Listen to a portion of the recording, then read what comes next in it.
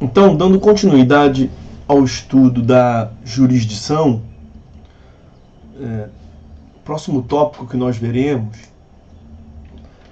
são os escopos da jurisdição.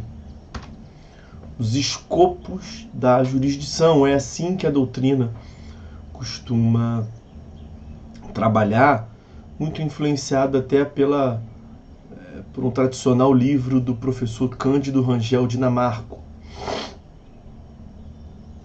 Os escopos da jurisdição, escopos significa objetivos ou finalidades que visam ser alcançados, que o Estado almeja obter, alcançar, quando do desempenho da atividade da função jurisdicional.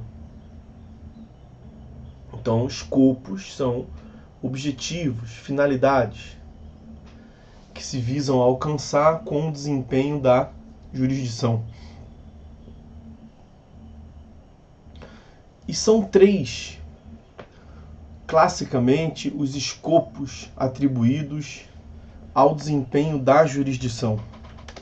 Nós temos inicialmente o escopo jurídico, também o escopo político e, por fim, o escopo social.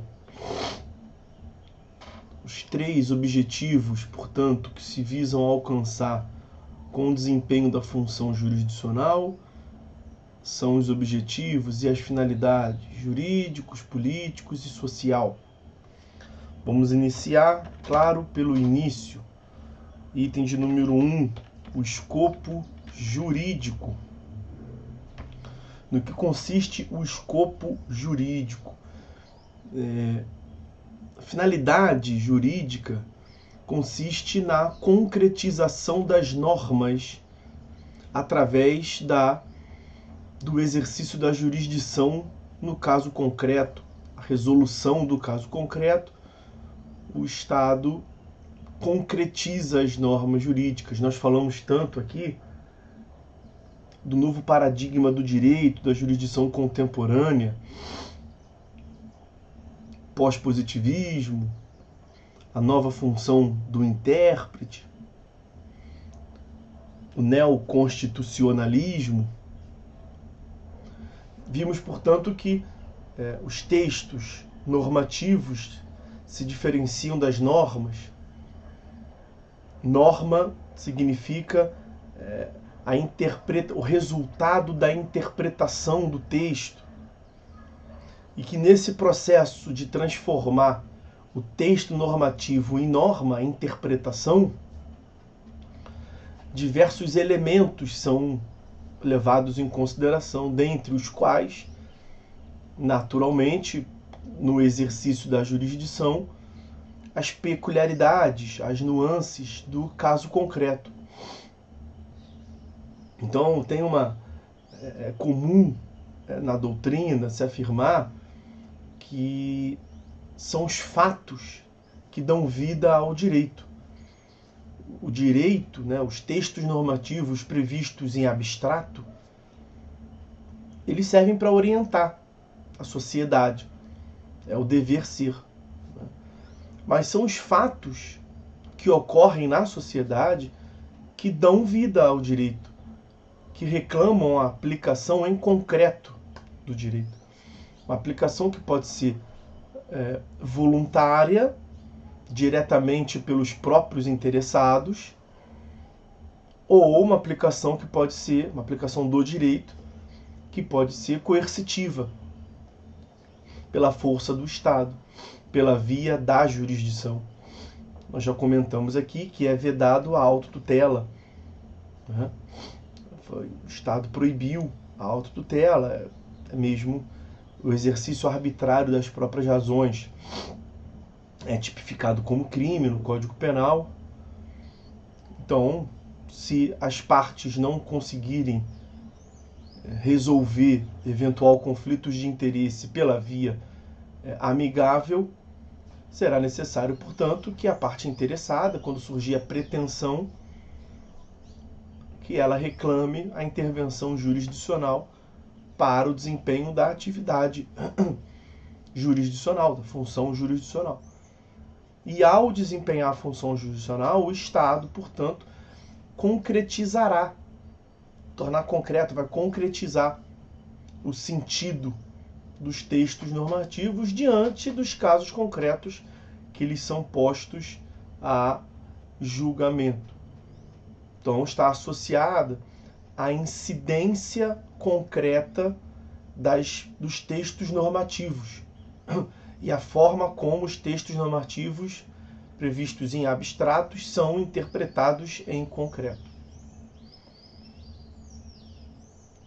Esse é o objetivo, o escopo jurídico da jurisdição.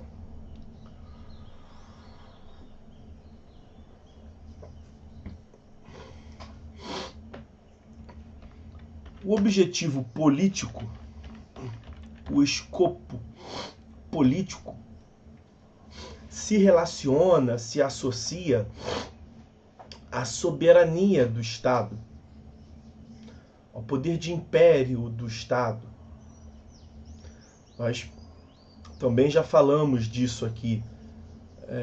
O Estado, ele possui um atributo que é a soberania, que é una e indivisível, e ele desempenha várias funções para a promoção do bem geral da sociedade. Uma das funções que ele desempenha é a função jurisdicional, é a atividade de resolver, de concretizar, de resolver conflitos de interesse, de concretizar as normas, como nós vimos no objetivo jurídico. E quando do desempenho desta atividade, resolução dos conflitos de interesse, ele acaba reafirmando o seu poder político, a sua soberania, o seu império. Porque tudo bem, tranquilo, Emanuel. Os comandos, as decisões judiciais, os provimentos jurisdicionais são comandos impositivos, né? Nós falamos disso aqui nos primeiros encontros. A decisão judicial, ao final, o juiz não pede para que o réu, imagine, depois de todo um elemento de prova, os senhores falarão ainda sobre prova, mas depois de todo um elemento, um acervo de provas, de alegações, anos de processo tramitando, de procedimento, o juiz vem a condenar o réu a alguma providência em benefício do autor. Será que o juiz condena de um modo impositivo? Ou será que o juiz pede para que o réu, por favor, ao seu tempo, olha, réu, não quero incomodar, não, faz quando puder. É claro que é um comando impositivo. Decorre, então, da força, do império, da soberania do Estado. Isso está associado também à ideia de efetividade da jurisdição. As decisões judiciais devem ser cumpridas, devem ser efetivadas. Tutela jurisdicional efetiva é a tutela jurisdicional que sai do papel, que não se limita a ficar no papel ou ficar num arquivo em PDF, né? Como é nesses novos tempos. A efetividade está associada à ideia de transformação da realidade. E isso depende, muitas das vezes, se o destinatário, né, o sujeito passivo do comando, não cumprir voluntariamente, isso vai demandar uma intervenção forçada, coercitiva do Estado, que também decorre do seu poder político, da sua soberania. Poder político aqui que eu falo, senhores, que a doutrina fala, não é fazer política. Não tem nada a ver com os deputados e senadores lá no Congresso, não. Tá? A ideia de soberania, a ideia de força, império que o Estado tem, a reafirmação dessa soberania. Então, nessa ideia de efetividade, pode-se fazer necessário essa também reafirmação da força. Imagina então que o juiz tenha condenado o réu a pagar certa quantia ao autor. Eis que o réu, no prazo, depois de intimado, não cumpriu. Os senhores verão, no momento próprio, que é possível que o juiz penhora online. Ele vai expropriar, vai meter... Vai bloquear uma quantia que esteja na conta ou qualquer ativo numerário que esteja em qualquer conta, em qualquer sistema, em qualquer aplicação do sistema financeiro nacional a favor do réu, para que transfira para o autor. O juiz vai legitimamente, né, o que eu vou falar aqui é claro, entre aspas, mas dentro da regulamentação, respeitando o devido processo legal, o juiz vai meter a mão no dinheiro do réu e vai entregar para o autor. Na marra. Coercitivamente. De modo impositivo. Reafirmação do poder político. Então isso está associado à efetividade, nós já vimos aqui, no princípio do acesso à justiça, à efetividade, acesso à ordem jurídica justa. Uma preocupação não apenas como você entra, mas como você sai. A tutela jurisdicional deve ser efetiva. O acesso à justiça contemporânea e substancial não se preocupa apenas com, literalmente, o acesso, o ingresso à justiça, mas com a tutela jurisdicional como um todo. Com seu ingresso, realmente, se não tem nenhum óbice no ingresso ao sistema de prestação de justiça, e também se você resolveu todo o conflito de interesse, se você recebeu uma tutela jurisdicional efetiva. Pois bem, o artigo 4º do CPC trata dessa ideia de efetividade, o artigo 6º do CPC trata dessa ideia de efetividade, o artigo 139, inciso 4º, trata dessa ideia de efetividade. Vou ficar aqui, os artigos 4º e 6º são os que mais nos interessam aqui na efetividade da tutela jurisdicional. Reafirmação do poder político, comandos impositivos, é esse segundo escopo, segundo objetivo político. Terceiro e último escopo, objetivo, finalidade da jurisdição é o escopo social. Esse escopo social se subdivide em dois, né? Então, item 3.1, nós temos o escopo pedagógico dentro do social, né? Escopo social na vertente da pedagogia, da educação, é o escopo pedagógico, que tem um ponto de contato com o escopo jurídico, né? Quando o Estado exerce jurisdição e concretiza os textos normativos e atribui sentido aos textos normativos, ele está então direcionando e ensinando a sociedade a respeito de qual seja o sentido dos textos normativos. Daí, os senhores já devem ter ouvido falar, a jurisprudência nesse sentido. Ainda que a jurisprudência não tenha, nós vimos entre nós, tradicionalmente, eficácia vinculatória, mas apenas eficácia persuasiva, quanto maior for a jurisprudência, é uma jurisprudência consolidada, é uma jurisprudência sedimentada. Desde sempre o tribunal decidiu nesse sentido. Então isso vai tendo uma força cada vez maior. Ou o contrário, o tribunal nunca decidiu nesse sentido. Então a probabilidade de se obter uma decisão naquele sentido é diminuta. Claro que as posições do tribunal ao longo da história, isso acaba ensinando para a sociedade o modo como os textos normativos, como o direito em abstrato, deve ser encarado, deve ser interpretado. Ao fim e ao cabo, no fim do dia, o que pode e o que não pode ser feito. Como se deve interpretar os textos normativos. Isso já é assim na visão clássica do civil law, com a visão clássica, tradicional da jurisprudência, como nós vimos na aula passada, jurisprudência com eficácia persuasiva, sem eficácia vinculatória.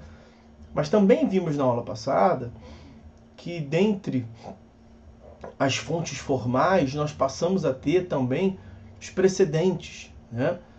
A recepção da teoria dos precedentes no direito brasileiro.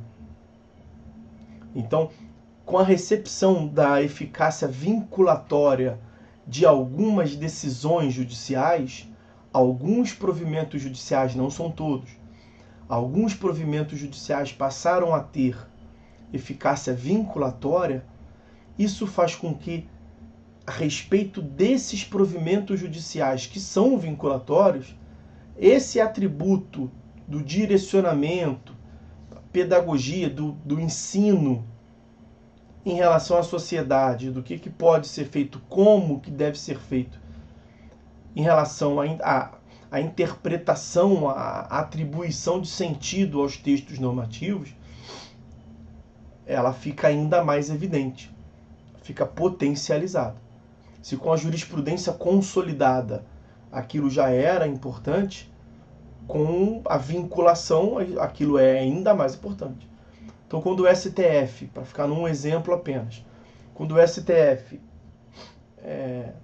decide em controle concentrado de constitucionalidade uma DIN, em geral dá-se uma atenção a nível nacional, porque aquilo vai ser aplicado a nível nacional de modo vinculatório para todos. Quando o STF emite uma súmula vinculante, e aí está no nome, né? Tem eficácia vinculatória, isso tem uma repercussão nacional. E aí as pessoas param para ver, para ler, para buscar um entendimento. E os advogados são vasos comunicadores, né, com a sociedade. Claro que quando se fala que esse atributo pedagógico, não quer dizer que com as decisões judiciais, ainda que vinculatórias, toda a sociedade vai aprender. Então, para que curso de direito? Não, toda a sociedade já sabe direito. Não é isso, né? Aumenta a forma, a compreensão quanto à forma de interpretação dos textos normativos em relação aos atores jurídicos. Claro, a sociedade como um todo não vai saber, mesmo que também se aumente a potencialidade, ainda mais com as formas de comunicações abrangentes como nós temos, aumenta-se a possibilidade, mesmo quem não é do ramo jurídico, ter conhecimento. Mas os profissionais do direito, especialmente os advogados, têm essa função.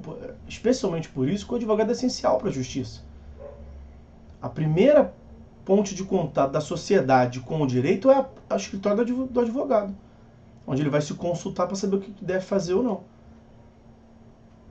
E aí um diretor de uma empresa, uma grande empresa, de uma microempresa, uma pessoa natural qualquer, vai no escritório do advogado, pensei em celebrar um contrato de tal forma, posso ou não posso? Não. Não pode de modo nenhum, com certeza. Tem súmula vinculante do STF nesse sentido. É assim que o direito brasileiro interpreta. Não pode fazer. Ou, ao contrário, pode fazer. Vai tranquilo, tem consequência nenhuma. Ou, isso aqui é controvertido no tribunal, nos tribunais brasileiros. É esse sentido, então, de orientação da sociedade que nós estamos falando aqui. Para finalizar, item 3.2, essa subdivisão do escopo social, o último objetivo, o último escopo portanto, a pacificação social. Né? A pacificação já está no item social, mas é a famosa pacificação social, a obtenção da paz social. Bom, em primeiro lugar, é evidente que quando se fala em paz social, em pacificação social, não se está se associando, se fazendo menção à segurança pública, né? Então, os senhores estão aí no Rio de Janeiro. Quando o juiz aí da Leopoldina, da Penha, da Leopoldina, ele julga uma demanda, ele não está com isso acabando com o tráfico de drogas, com o conflito armado no Complexo do Alemão. Tem nada a ver com isso. Não é pacificação nesse sentido. Porque senão, sair decisões todo dia, não teria mais, seria uma maravilha, né? Pacificação social tem o sentido de eliminação de incertezas. A pacificação é assim, para acalmar os ânimos das partes envolvidas. Paz social é paz de espírito, vamos assim dizer, quanto às partes envolvidas. Ainda para a parte que perdeu, pelo menos ela perdeu e tem uma definitividade. Porque o Estado, com poder de império, definiu. Não tem mais incerteza. Será que eu tenho razão? Será que eu não tenho razão? Agora, ponto final. É assim. Então, a paz social está associada à ideia de se eliminar incertezas. A incerteza que é decorrente da controvérsia. Um acha que tem razão, o outro acha que tem razão.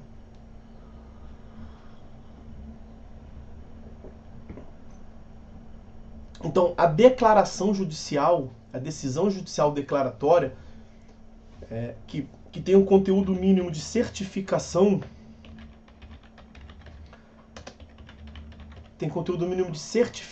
judicial, de definição judicial, ela elimina, portanto, incertezas. E acaba decorrendo, portanto, do escopo jurídico, o Estado concretiza o sentido das normas, e do escopo político.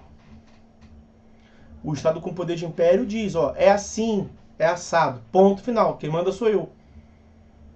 Isso teria uma aptidão, uma eficácia de gerar nas partes envolvidas uma pacificação.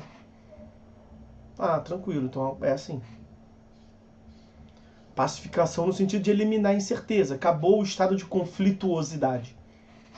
Que agora não tem mais dúvida se é assim ou se é assado. O Estado falou que é assado. Não tem mais dúvida se é bola ou búlica. O Estado decidiu. Ponto final. É assim, quem manda sou eu. É isso que seria a eliminação das incertezas. Agora, essa decisão do Estado, com base no seu poder de império, escopo político, tudo que nós falamos até então, isso se associa à clássica tutela adjudicada. Adjudicação.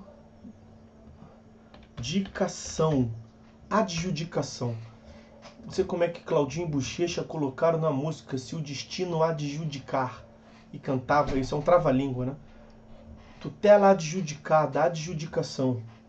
Os caras colocaram na música se o destino adjudicar. Tudo bem. Mas esse poder de império está associado mesmo à tutela adjudicada. A ideia de adjudicação. Que tem a ver, portanto, com uma definição coercitiva, da marra. O Estado, quando decide por força de império, ele presta a tutela tradicional, chamada de tutela adjudicada. Quando ele enfia a fórceps, goela dentro a resposta. Gosta ou não gosta, você me chamaram, eu estava inerte, né? Característica da jurisdição, estava quieto na minha aqui. Vocês me chamaram para eu se resolver, então eu vou resolver do meu jeito. É assim, ponto final. Gostem ou não gostem. Às vezes uma parte não gosta, às vezes a outra parte não gosta, às vezes nenhuma das partes não gosta. O autor pediu 100 mil, levou 80. Está chateado que não levou os 100. O réu não queria pagar nada, vai ter que pagar 80. Estão os dois insatisfeitos. Muitas vezes, quando o Estado presta a jurisdição, só quem está feliz é o Estado, porque ele prestou jurisdição. Mas as partes estão insatisfeitas, porque não receberam aquilo que pretendiam, do modo como pretendiam. Então, ciente dessa realidade em relação à tutela adjudicada, os estudiosos, a doutrina, começaram a pensar numa outra forma de se resolver os conflitos de interesse, que não apenas por essa forma adjudicada. E aí surge os métodos alternativos de solução de conflitos. Métodos alternativos de solução de conflitos representados aí por essa sigla MASC.